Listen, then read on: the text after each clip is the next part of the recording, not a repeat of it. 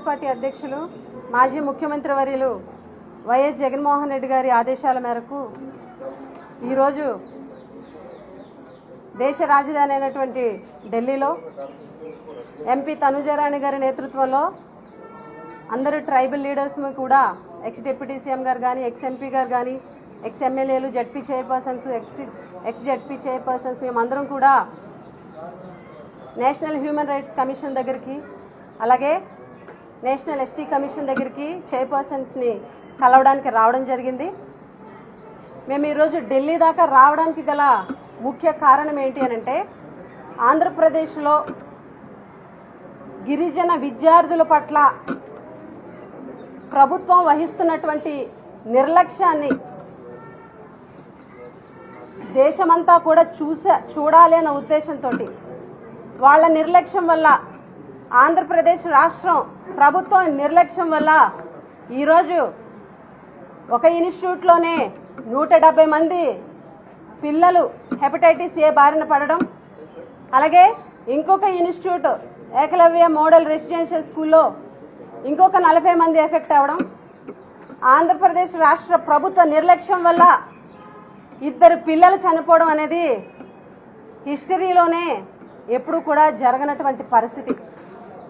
ఈ రాష్ట్ర ప్రభుత్వ నిర్లక్ష్యం వల్ల కేవలం ఇన్స్టిట్యూట్స్లో 1.5 ఇయర్గా ఈ ప్రభుత్వం వచ్చిన తర్వాత ఆర్ఓ ప్లాంట్స్ మెయింటెనెన్స్ చేయకపోవడం వల్ల, అదేవిధంగా శానిటేషన్ సరిగ్గా చేయకపోవడం వల్ల, ఇంకా ఇతర ఫెసిలిటీస్కి సంబంధించి వాటన్నిటినీ కూడా 1.5 ఇయర్గా మెయింటెనెన్స్ చేయకపోవడం వల్ల ఈరోజు పిల్లలు ఇంతమంది హెపటైటిస్ ఏ బారిన పడి ఇబ్బంది పడేటువంటి పరిస్థితి ఉంది.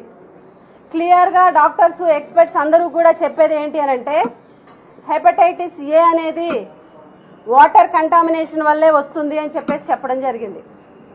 either water contamination or food contamination.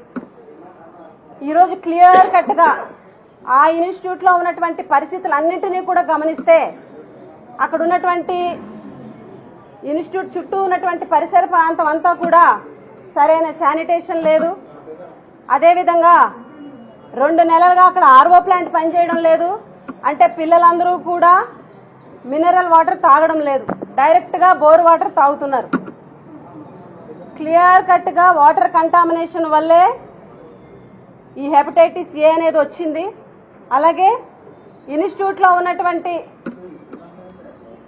సిబ్బంది నిర్లక్ష్యం వల్ల ఇన్ టైంలో పిల్లల్ని హాస్పిటల్లో జాయిన్ చేయకపోవడం వల్ల, వాళ్ళకి సరైన వైద్యం అందించకపోవడం వల్ల 2 విద్యార్థులు చనిపోయారు.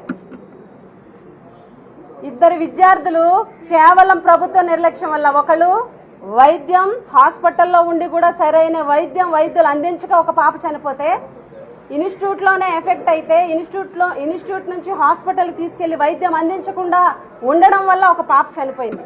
2 పిల్లల్ని కూడా ఇంటికి పంపించేసి చేతులు దులుపుకున్నటువంటి ఒక అసమర్థ ప్రభుత్వం ఈరోజు ఆంధ్రప్రదేశ్లో ఉంది అని చెప్పేసి ఈ సందర్భంగా తెలియజేస్తున్నాం. ఈరోజు ఇంత ఇన్సిడెంట్ రాష్ట్రంలో జరిగి ఇంత బర్నింగ్ ఇష్యూగా ఈరోజు రాష్ట్రంలో ఉంటే సంబంధిత శాఖ మంత్రి కానీ ప్రభుత్వ పెద్దలు కానీ మొదటి నుంచి కూడా పిల్లలకి అండగా ఉండాలని కానీ, లేకపోతే మెరుగైనటువంటి సేవలు వాళ్ళకి అందించాలని గిరిజన సంక్షేమ శాఖ మంత్రి గారు వెళ్ళడం జరిగింది. గుమ్మిడి సంజయరాణి గారు వెళ్ళి బయటకు వచ్చి ప్రెస్ మీట్ పెట్టి ఆవిడ కొన్ని వ్యాఖ్యలు చేశారు. ఆవిడ మాట్లాడుతూ ఏమంటారు అనంటే వాటర్ ఇష్యూ లేదు, వాటర్ బాగానే ఉంది, పిల్లలకి టాయిలెట్స్ ద్వారా వచ్చింది అని చెప్పేసి ఆవిడ చెప్పడం నిజంగా ఆవిడ ఎంపీ గారు అన్నట్టుగా మా గిరిజనుల దౌర్భాగ్యం ఆవిడ మంత్రి అవడం. ఎందుకనంటే మినిమం నాలెడ్జ్ లేదు, కనీస అవగాహన లేదు. ఒక స్టేట్మెంట్ ఇచ్చే ముందు కానీ ప్రెస్ మీట్ పెట్టే ముందు కానీ ఆ అంశం మీద అవగాహన కల్పించుకొని పూర్తి సమాచారం సేకరించిన తర్వాత మాట్లాడాలన్న అవగాహన కూడా ఆవిడకి లేకపోవడం దురదృష్టకరం. ఈరోజు ఆవిడేమంటారనంటే ఆర్ఓ ప్లాంట్ ఉంది అని అంటారు. ఆర్ఓ ప్లాంట్ ఉంది, ఆర్ఓ ప్లాంట్ మీరు మెయింటెనెన్స్ 2 నెలల నుంచి అది పనిచేయట్లేదు, మెయింటెనెన్స్ చేయకపోవడం వల్ల అని చెప్పి ఫస్ట్ నుంచి మేము వాదిస్తున్నాం. ఏదైతే మంత్రి గారు చెప్పినట్టుగా నిజంగానే ఆర్ఓ ప్లాంట్ ఉంది, పని చేస్తే మొన్న 7వ తారీఖున అంటే ఇన్సిడెంట్ అంతా జరిగి పిల్లలు చనిపోయి 170 మెంబర్స్ ఇన్ఫెక్ట్ అయ్యి ఇంత ఇష్యూ అయిన తర్వాత 7వ తారీఖున అక్కడ ఉన్నటువంటి స్థానిక ఎమ్మెల్యే, కలెక్టర్ గారు, గిరిజన సంక్షేమ శాఖ ప్రిన్సిపల్ సెక్రటరీ నాయక్ గారు ముగ్గురు వెళ్లి కొత్త ఆర్ఓ ప్లాంట్ ఎందుకు ఓపెన్ చేశారు అని చెప్పి మంత్రి గారిని ప్రశ్నిస్తున్నాం. అదేవిధంగా ఆవిడ ఏమంటారనంటే బిల్రూబెన్ 11 అనేది మేము 0.1 ఉన్నా, 0.2 ఉన్నా, 0.6 ఉన్నా కూడా జాయిన్ చేశాము. అసలు 170 మందిలో 60-70 మంది పిల్లలు బిల్రూబెన్ లెవెల్ 0.6 లోపే ఉంది అని చెప్పడం ఆవిడ అజ్ఞానానికి నిదర్శనం. ఎందుకనంటే బిల్రూబెన్ లెవెల్ అనేది నార్మల్ 0.1 నుంచి 1.2 వరకు నార్మల్. 2.5 దాటి కళ్ళు ఎల్లోయిష్గా ఉన్నా, బాడీ ఎల్లోయిష్గా ఉన్నా అది జాండీస్ అనుమానితం అని చెప్పేసి స్పెషలిస్టులు చెప్తున్నారు. అసలు 0.6 బిలో ఉన్నటువంటి స్టూడెంట్స్ని ఎవరిని కూడా హాస్పిటల్లో జాయిన్ చేయలేదు. అంటే మంత్రి గారు కనీస నాలెడ్జ్ లేకుండా మాట్లాడడం అనేది సిగ్గుచేటు. అదేవిధంగా ఆవిడ మాట్లాడుతూ ప్రతిపక్షం వాళ్ళు రాజకీయం చేస్తున్నారని అంటున్నారు. పిల్లలు మంచి కోరకుండా, పిల్లలకి బాగుండాలని కోరుకోకుండా రాజకీయం చేస్తున్నారని అంటున్నారు. సూటిగా మంత్రి గారికి మేము క్వశ్చన్ చేస్తున్నాం. 1వ తారీఖున మా కాన్స్టిట్యున్సీలో మేము ప్రశ్నించిన తర్వాత కాదా మీ యంత్రాంగం కదిలింది? మీ అధికార యంత్రాంగం మేము ప్రశ్నించి ఆ అంశాన్ని వెలుగులోకి తీసుకొచ్చిన తర్వాత కాదా మీ అధికార యంత్రాంగం కదిలింది అని చెప్పి ప్రశ్నిస్తున్నాం. అదేవిధంగా మేము ప్రశ్నించిన తర్వాత, మేమందరం కూడా ఇష్యూ చేసిన తర్వాత కాదా మంత్రి గారు మీరు కేజీహెచ్కి వెళ్ళి పిల్లల్ని పరామర్శించింది అని అడుగుతున్నాం. మేము ప్రశ్నించిన తర్వాత, మేము ఇష్యూ చేసిన తర్వాత కాదా గురుకులం సెక్రటరీ 6వ తారీఖున జూమ్ మీటింగ్ పెట్టి అన్ని ఇన్స్టిట్యూట్స్లో ఆర్ఓ ప్లాంట్లు రిపేర్ చేయండి, అన్ని ఇన్స్టిట్యూట్స్లో కూడాను శానిటేషన్ సరిగ్గా చేయండి అని చెప్పి ఇన్స్ట్రక్షన్స్ ఇచ్చింది మేము ప్రశ్నించిన తర్వాత కాదా? మేము ప్రశ్నించాం. శానిటేషన్ వర్కర్స్కి 3 నెలలుగా జీతాలు లేవని చెప్పి 5వ తారీఖున ప్రశ్నిస్తే 7వ తారీఖున జీతాలు వేసినటువంటి విషయం నిజమా కాదా? రాజకీయం చేసింది మీరు. హాస్పిటల్కి వచ్చి రాజకీయం చేసి జగన్మోహన్ రెడ్డి గారిని వ్యక్తిగతంగా విమర్శించి రాజకీయం చేయాలనుకున్నది మీరు. మొదటి నుంచి ఈ అంశాన్ని గిరిజన పట్ల, గిరిజన విద్యార్థుల పట్ల, గిరిజనుల వైపు నిలబడి ఫైట్ చేసి ఈరోజు ఢిల్లీ దాకా వచ్చామనంటే మీ ప్రభుత్వ అసమర్థత కాదా అని చెప్పి మేము ఈ సందర్భంగా ప్రశ్నిస్తున్నాం. ఈరోజు ఢిల్లీ దాకా వచ్చి national human rights commission chairperson కానీ, అదేవిధంగా నేషనల్ ఎస్టీ కమిషన్ చైర్పర్సన్ కానీ కలిసి ఈ అంశం మీద విచారణ జరపండి, బాధ్యులైనటువంటి వాళ్ళ మీద శిక్షించాలి అని చెప్పేసి అక్కడ ఉన్నటువంటి ప్రాబ్లమ్స్ అన్ని చెబితే ఇద్దరు చైర్పర్సన్స్ కూడా షాక్ అయ్యారు.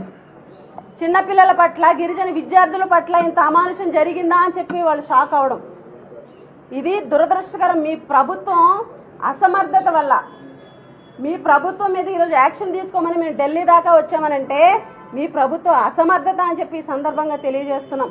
అంతేకాదు మంత్రి గారు అంటారు ఎక్స్గ్రేషియా గురించి మీడియా వాళ్ళు ప్రశ్నిస్తే ముఖ్యమంత్రి గారికి చెప్పాము, ఆయన నిర్ణయం తీసుకుంటారని చెప్తున్నారు. ఇదే మంత్రి గారు లాస్ట్ టైము ఏరియా హాస్పిటల్కి వచ్చి మాట్లాడినప్పుడు చంద్రబాబు నాయుడు గారు మా సలహాలు కూడా తీసుకుంటారు, గిరిజనులు కదా వాళ్ళ సలహాలు తీసుకోవాలని సలహాలు, అయితే మీరు సలహా ఇవ్వలేదా సంజయ్ రాణి గారు అని అడుగుతున్నాం. పిల్లలకి అపోజిషన్ వాళ్ళు 5 లక్షలు ఇచ్చారు, మనం ఎంతో కొంత ఇవ్వాలని చెప్పేసి మీరు ఆయనకి సలహా ఇవ్వలేదా? మీరు సలహా ఇచ్చిన ఆయన పాటించలేదా అని చెప్పి ప్రశ్నిస్తున్నాం. కనీసం మీరు ఎంత అసమర్థ మంత్రి అనంటే, కనీసం మన గిరిజన పిల్లలకి ఇంత అన్యాయం జరిగితే, ప్రభుత్వ నిర్లక్ష్యం వల్ల ప్రాణాలు పోతే, కనీసం వాళ్ళకి ప్రతిపక్ష పార్టీ అయ్యుండి వైఎస్ జగన్మోహన్ రెడ్డి గారు ఒక్కొక్క కుటుంబానికి 5 లక్షల రూపాయలు అనౌన్స్ చేస్తే, అధికార పక్షంలో ఉండి ప్రభుత్వంలో ఉండి మన గిరిజన పిల్లలకి మీ ప్రభుత్వ నిర్లక్ష్యం వల్ల 2 ప్రాణాలు కోల్పోతే ₹1 కూడా ఎక్స్గ్రేషియా ప్రకటించినటువంటి అసమర్థ ప్రభుత్వం ఇది కాదా అని మేము ప్రశ్నిస్తున్నాం. అంటే చనిపోయినటువంటి విద్యార్థుల తల్లిదండ్రులకి మట్టి ఖర్చులు 5,000 ఇస్తే సరిపోద్దని మాట్లాడినటువంటి మంత్రి మీరు. స్థానిక ఎమ్మెల్యే 5 యాపిల్స్ వెళ్ళి అక్కడ ట్రీట్మెంట్ తీసుకున్నటువంటి విద్యార్థులకి 5 యాపిల్స్ వెళ్ళి ఇచ్చాడు. అంటే ఇది గిరిజన విద్యార్థుల పట్ల మీకున్నటువంటి చిత్తశుద్ధి అని చెప్పి మేము ప్రశ్నిస్తున్నాం. ఈ రోజుటికి కూడా వైఎస్ఆర్ కాంగ్రెస్ పార్టీయే ఆ విద్యార్థులకి అండగా ఉందన్న విషయాన్ని మేము గర్వంగా చెప్తాం. జగన్మోహన్ రెడ్డి గారు వచ్చి కేజీహెచ్కి వచ్చి వాళ్ళకి భరోసా ఇచ్చి బాధిత కుటుంబాలకు 5 లక్షల రూపాయలు అనౌన్స్ చేసి మీకు అండగా ఉంటామని చెప్పిన తర్వాత కదా మీరు అందరూ కదిలింది. కనీసం ముఖ్యమంత్రి గారు ఈ అంశం మీద ఒక రివ్యూ అన్న పెట్టారా మేము ప్రశ్నిస్తున్నాం. అలాగే ఏదైతే తురకపాలెం ఉందో, గుంటూరు జిల్లాలో ఉన్నటువంటి తురకపాలెంలో ఒక ఇష్యూ జరిగి 27 మంది చనిపోతే ప్రభుత్వం 5 లక్షల రూపాయలు ఎక్స్గ్రేషియా ఇచ్చింది. ఈరోజు ప్రభుత్వ నిర్లక్ష్యం వల్ల మా గిరిజన పిల్లలు 2 చనిపోతే, క్లియర్ కట్ గా ప్రభుత్వ నిర్లక్ష్యం వల్ల 2 విద్యార్థులు చనిపోతే ప్రతిపక్ష పార్టీ 5 లక్షలు ఇచ్చింది కానీ మీ ప్రభుత్వం 5 లక్షలు ఎక్స్గ్రేషియా ఇస్తామని కూడా ప్రకటించలేదు అని అంటే మీ ప్రభుత్వం అసమర్థ ప్రభుత్వం. మా గిరిజనుల పాలిట నిజంగా దురదృష్టకరం మీ ప్రభుత్వం ఉండడం. శాపం, గిరిజనుల పాలిట శాపం మీ ప్రభుత్వం ఉండడం. అక్కడ ఉన్నటువంటి వాళ్ళకి 28 మంది చనిపోతే 5 లక్షలు ప్రకటించినప్పుడు మీ ప్రభుత్వ నిర్లక్ష్యం వల్ల చనిపోయినటువంటి విద్యార్థులకు మేము ఎక్స్గ్రేషియా అడుగుతుంటే కనీసం ఇప్పటి వరకు కూడా ఒక స్టేట్మెంట్ కూడా ఇవ్వనటువంటి దుర్మార్గ ప్రభుత్వం ఈ రోజు ఆంధ్రప్రదేశ్లో ఉన్నందుకు మేమందరం కూడా చింతిస్తున్నామని చెప్పి ఈ సందర్భంగా తెలియజేస్తూ